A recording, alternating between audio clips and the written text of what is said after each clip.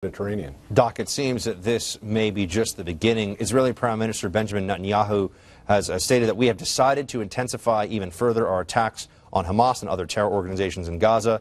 The military is prepared for all options. Interesting, by the way, to juxtapose when President Obama says all options are on the table and what the world thinks and what our allies think, versus when Benjamin Netanyahu says all options are on the table. They're on the table. Yeah, they really are. And whether you side more with Israel or the Palestinians or whoever over there, you got to understand, Israel has been very good at protecting itself over the years. They don't mess around with this stuff.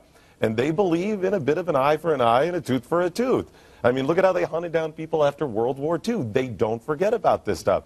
Benjamin Netanyahu is not messing around. That's the reason I asked him, is this just going to go the back and forth, and then it calms down again?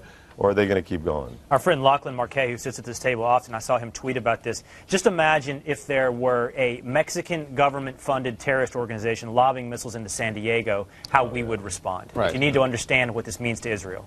Right. And Dakota, I want to go back to you and see what you think. Is this partly a byproduct of the administration engaging in diplomacy for a little while and then kind of throwing up their hands and backing out of the situation altogether, and now we're seeing this escalated violence in the absence of U.S. leadership? Yeah, well, I would question the use of the phrase engaging in diplomacy. It seems that they don't even want to do that. So they've done everything they can to disengage from the Middle East, been absent from Iraq for about 3 years, and we've seen the consequences of that. They decided not to get involved in Syria 2 years ago. We've seen the consequences of that. Israel has been painted as a bad guy here, and they've received abuse from all sides for many, many years. I mean, stretching all the way back to the first Gulf War, when they just took scud round after scud round.